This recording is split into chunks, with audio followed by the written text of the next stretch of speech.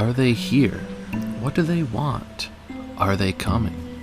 Welcome to the lair of the Mothman.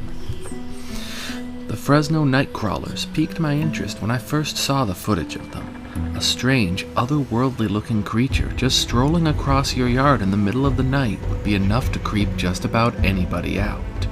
Soon, discussion of them was everywhere on the internet, and well known in paranormal and UFO circles. An additional video also surfaced, but this appeared to be the only 2 times in recorded history that anyone has ever sighted the creature. This led, of course, to arguments over the authenticity of the footage and whether or not it was just a hoax designed to give the man who brought the tape forward attention.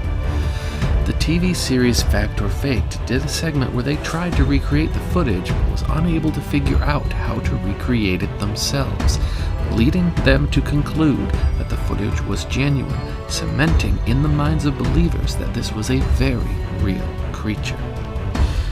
This case is one that maintains my interest since it demonstrates the important role skepticism can play in understanding and researching the unknown.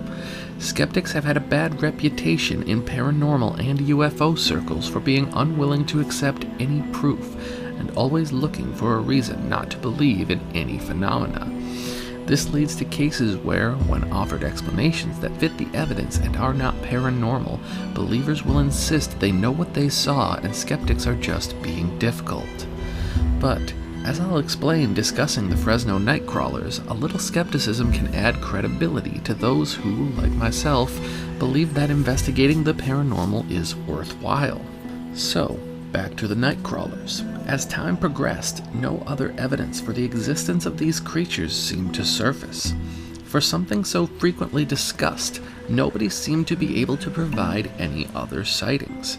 There were a lot of people claiming the Nightcrawlers were mentioned in the folklore of local Indian tribes, but could never cite any sources when asked. When I've tried to search for any reference of such legends, nothing turns up. These rumors seem to be linked to a series of wood carvings that kind of look like the creatures.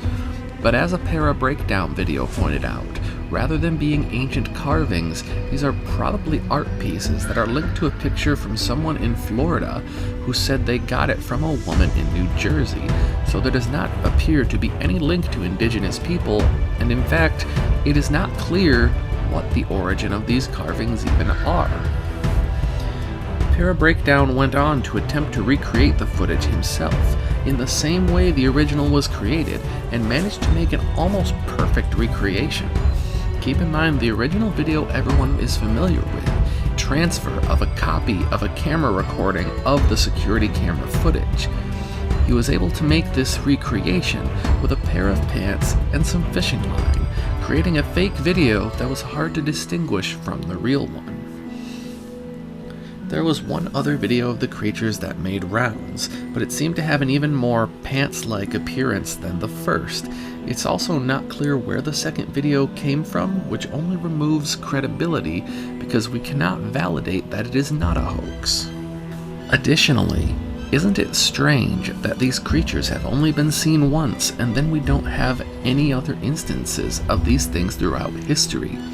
Even in the cases of other strange beings, there are often reports stretching back centuries to help lend credence to the idea that they exist. This brings us to why skepticism is helpful in cases like this. Someone who saw the original footage and was convinced it was real and doubled down on that belief would look silly when some basic research causes their story to crumble and their alien creature to look like an obvious hoax. It's important that when a new video of something strange surfaces, that we first try to eliminate other explanations for the footage before jumping to an otherworldly conclusion. That said, there has been plenty of art featuring the Nightcrawlers that is extremely adorable, so while the creatures are not real, there's no harm in having fun with them and letting them be a part of our shared folklore. After all, this is how our folklore is built and how our culture continues to grow.